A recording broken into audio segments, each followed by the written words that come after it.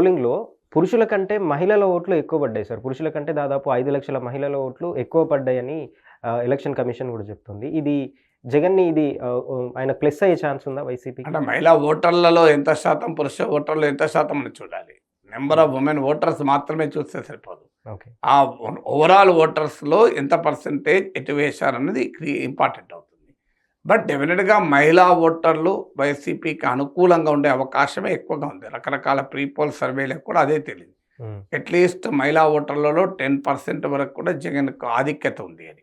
అయితే తెలుగుదేశం వాళ్ళు నమ్మేది ఏంటంటే కల్తీ మద్యము బాగా పంపిణీ చేశారు, మద్య నిషేధాన్ని అమలు చేయలేదు, ఆ కల్తీ మద్యం బారిన పడిన మహిళలు తిరగబడ్డారు అని టీడీపీ వాళ్ళు ఒక నెరేటివ్ చెప్తున్నారు. కానీ మద్య నిషేధం పైన పెద్ద ఉద్యమాలు జరిగి అది మద్యము అంశంగా రాజకీయ వాతావరణం ఏర్పడలేదు కనుక అవకాశం తక్కువ. ఎక్కువ అవకాశం డెఫినెట్గా మహిళల్లో పొలిటికల్ నరేటివ్స్ ప్రభావం తక్కువ ఉంటుంది.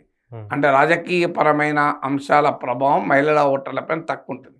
అందువల్ల సంక్షేమ పథకాలు అమలు చేసిన నాయకులకు మహిళా ఓటర్లు ఎక్కువ వేసిన మాట నిజం.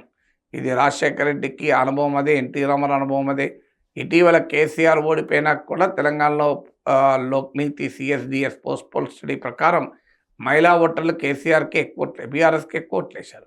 సో అందువల్ల దేశంలో కూడా నరేంద్ర మోడీకి మహిళా ఓటర్లు ఎక్కువ రావడానికి ఈ లాభార్థి పాలిటిక్స్ అంటారు, అంటే బెనిఫిషరీ పాలిటిక్స్ అనేది ఒక కీలకమైన అంశంగా పనిచేస్తుంది. అందువల్ల అయితే ఒక వాదన రావచ్చు, చంద్రబాబు నాయుడు పసుపు కుంకుమ ఆ పథకం అమలు చేసి ప్రతి మహిళల అకౌంట్లో 10,000 ఇచ్చినా కూడా ఓడిపోయారని. అక్కడ ఏంటంటే అప్పటిదాకా ఇవ్వక చివరి ఎలక్షన్ టైంలో ఇచ్చారు ఒకటి.